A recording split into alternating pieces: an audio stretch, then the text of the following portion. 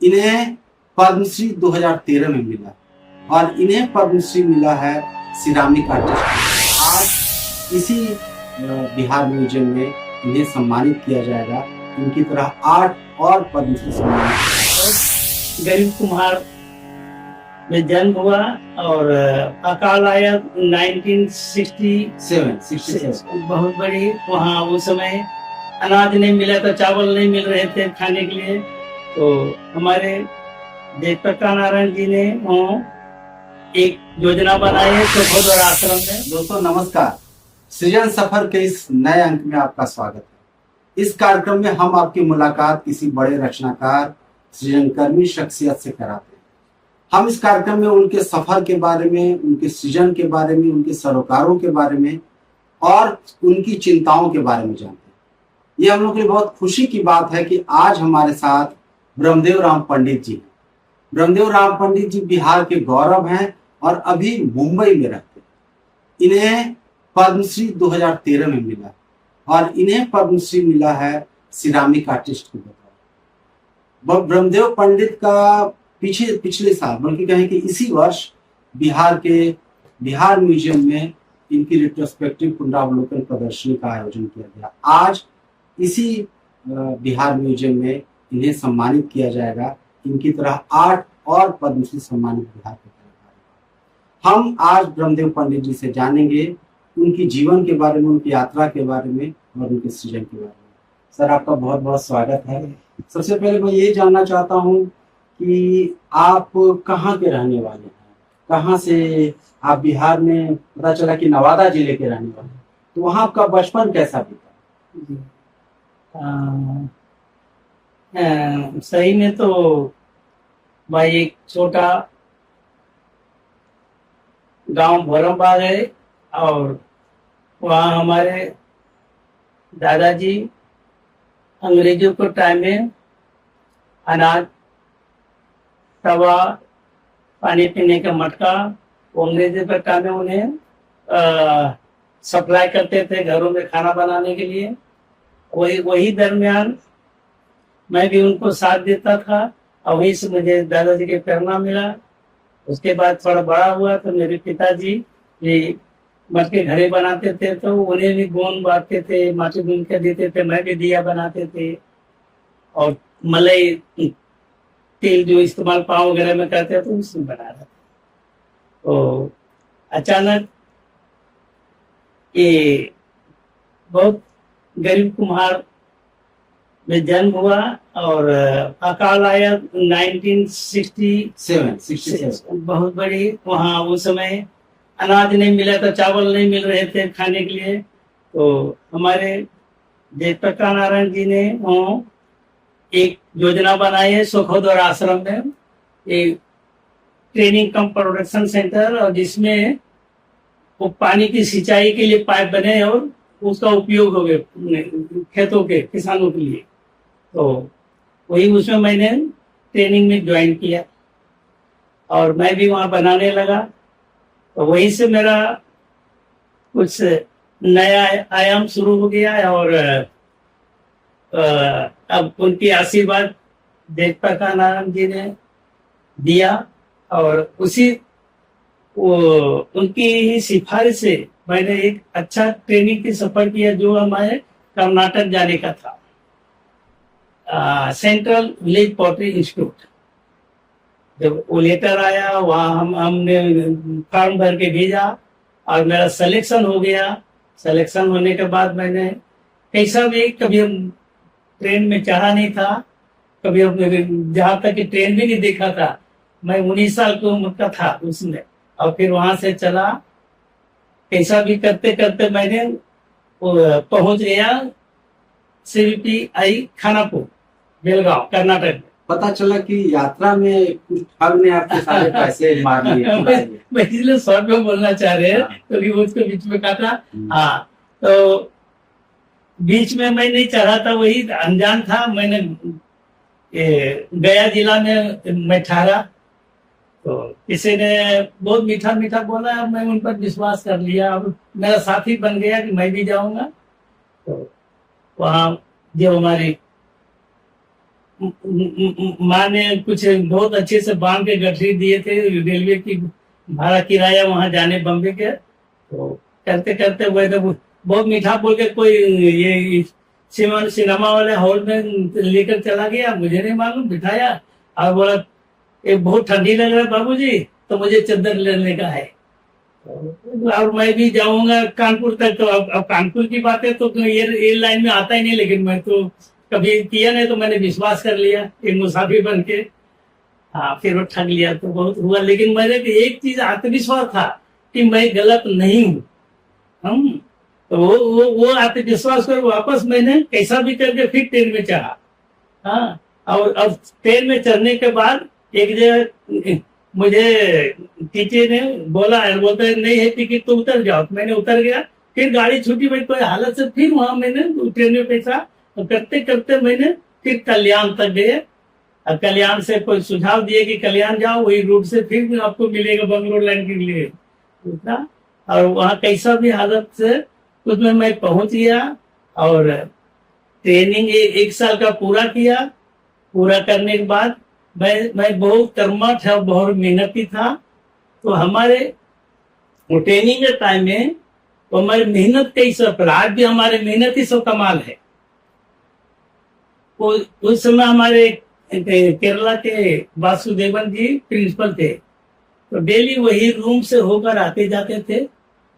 और दोनों यार एक तरफ चाक था, मैं हमेशा देखते थे चाक पर काम करते समय, उन्होंने ये लगती लड़का कौन सा है।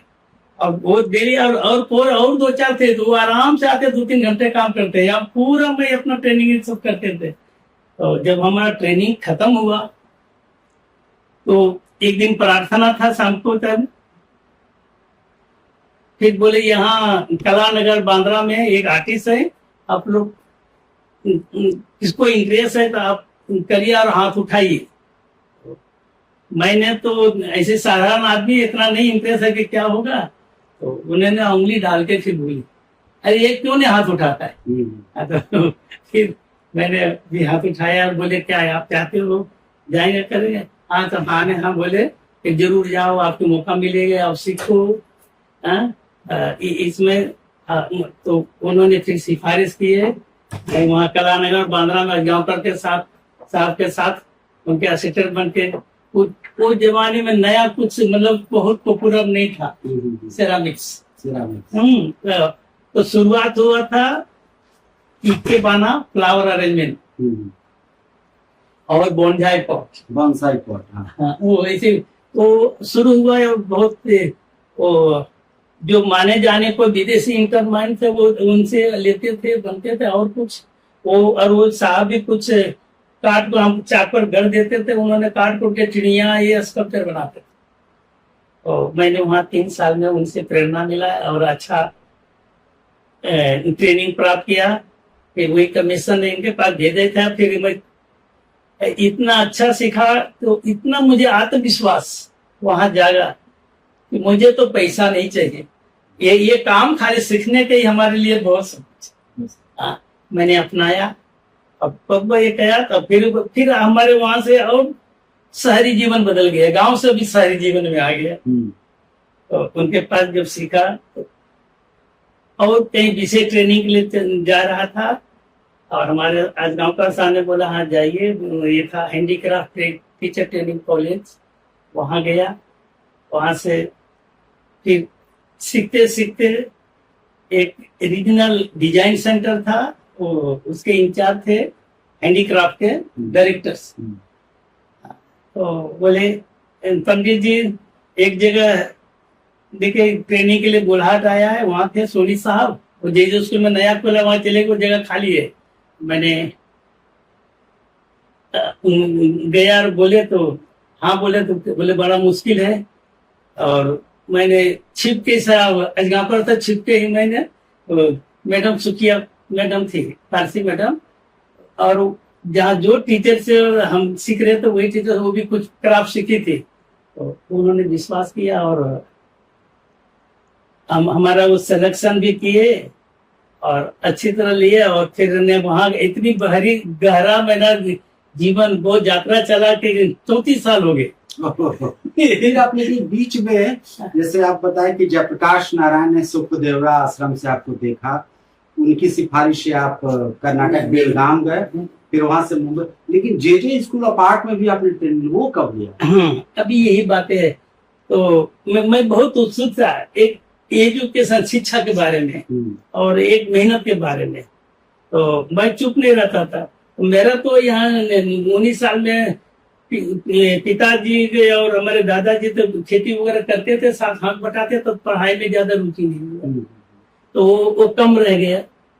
तो अब वहाँ मैं अपना पर्सनल रुचि नहीं, पिताजी के बिना गए, लेकिन मेरे आत्मा बोर्ड था कुछ एजुकेशन रहे और मेरा उसमें से हमारे मिलेगा, ज्ञान मिलेगा। तो फिर जब वहां गए तो मेरे बहुत इच्छा कुछ ये मॉडलिंग और स्कल्पचर सीखना, मॉडलिंग, क्ले मॉडलिंग, मूर्ति, एनाटॉमिक।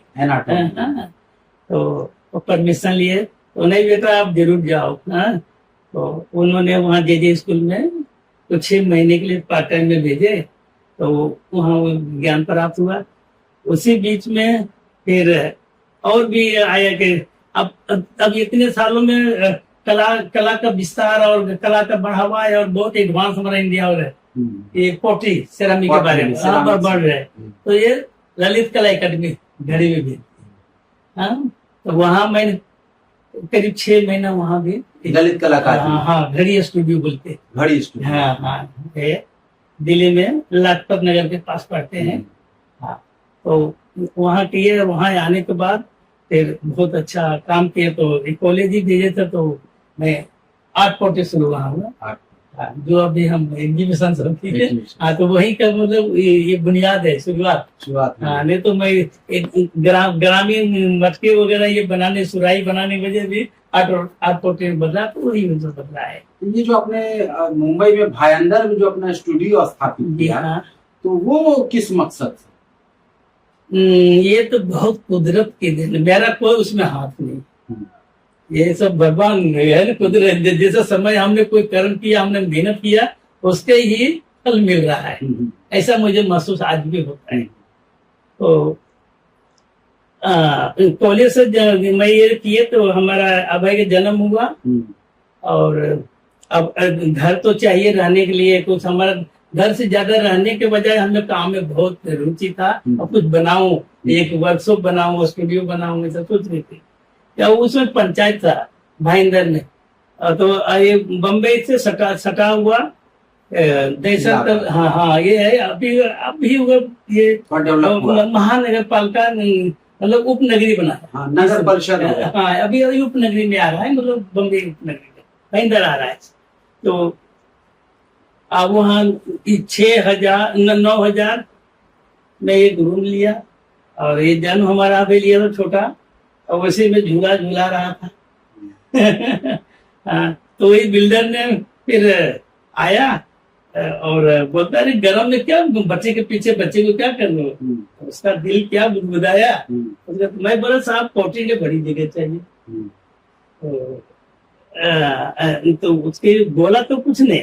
तो एक पार्टनर अग्रवाल जी था भाई, वो भी साथ में था, तो उन्होंने ऐसे दिल बुद गया। दूसरा दिन बोले पंडित जी को भेजो मेरा ऑफिस में। तो मैं वो घर में पता है, तो बोले पंडित तो गया हुआ है यहाँ सिखाने के लिए, कॉलेज में पढ़ाते हैं मुझे।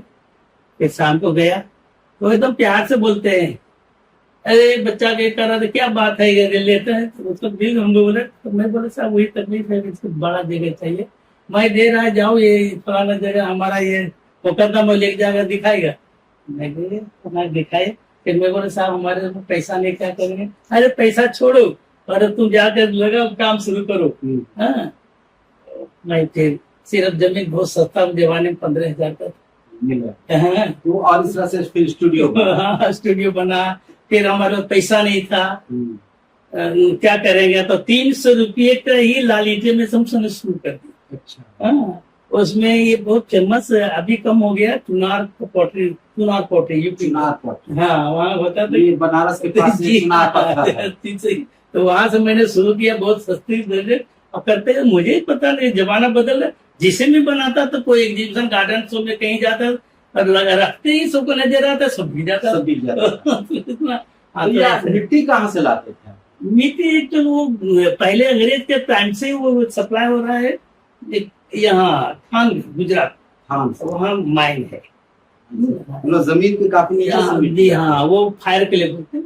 है।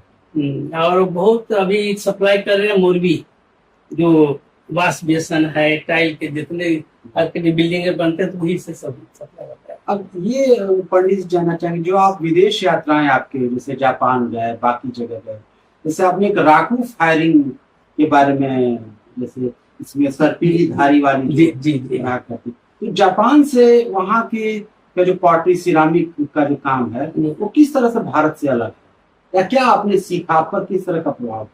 ये जो एक और किन देशों में गए आप? हाँ, ये जो ceramic smoke firing, smoke firing, ये उसमें क्या होते हैं, पहले बर्तन को बनाते हैं, बनाने का गीले में थोड़ा लाइफ बॉय साबुन इतना कड़ा हो जाए तो उसको बर्नी से चिकना करना पड़ता है। चिकना करने के बाद अच्छी तरह सुखा लेते हैं और फिर सूख जाने के बाद उसको हल्के 800-850 में डिश फायरिंग करते हैं सेंटीग्रेड में। 850 हाँ, तापर वो इतना पोरस होना चाहिए जो हमारा वो ये गरम गरम जब हम पकाएंगे उसको और लकड़ी के भूसे में डालेंगे तो वो एक टेक्निक, उसमें एक पहला बॉडी के ऊपर एक धूल अचानक ले और सिल्का का पार्ट घोल को उसमें पहला कोट डिप करते हैं। फिर दूसरा अभी एक नई टेक्निक दुनिया में है, उसको बहुत लो टेम्परेचर जो 850 में मेल्ट हो जाए तो वो जब ब्लेड डिप करते तो दूसरी कोट होता है और ये कांच वाला होता है। तो ये कांच वाला होगा इसलिए है कि जहां वो आगे हम खरोचेंगे, एक टूथपेस्ट का एक लकड़ी का किली रहता है, उससे डिजाइन करते हैं, कार्विंग करेंगे तो बनाएंगे तो जहां कार्विंग के उधर ही सिर्फ धुआं घुसेगा। अच्छा, और जहाँ जो ग्लेज का कोट है सब में वहां नहीं, वो सफेद के सफेद रह जाएगा तो वो एक डिजाइन बन जाता है, वही राकू फायरिंग। राकू फायरिंग। तो ये आप विदेशों में कहाँ कहाँ गए? ऐसा देखिए, मैं जापान एक तो, हाँ जापान गए थे 1980, हाँ ये 89 में गए। उस समय कम विदेश की यात्रा होती थी हम, मेरे पास कोई पूंजी नहीं था। तो जैसे आपने विदेश में जो बड़े सिरामिक आर्टिस्ट है, तो आपने सबसे ज्यादा किससे सीखा, किसका प्रभाव आपका रहा? नहीं, हमारे वो है दोनों चीजें। तो हम जब जापान गए तो वहाँ बहुत मौका मिला, जापानीज फॉर्म, जापानीज ग्लेज और जैसे बोनजाई है, आर्ट पॉटरी करते, आर्ट पॉटरी। हाँ, वहाँ हम तो टोक्यो गए थे, योकोहामा गए, और मेक्सिको एक विलेज है बहुत दूर में, लैटिन अमेरिका, हाँ ये जापान में कि वहाँ पोटी एकदम गांव में इसे नहीं करने देते, कहीं बाहर जाकर। हाँ, वहां तक गए, देखे तो वहां से बहुत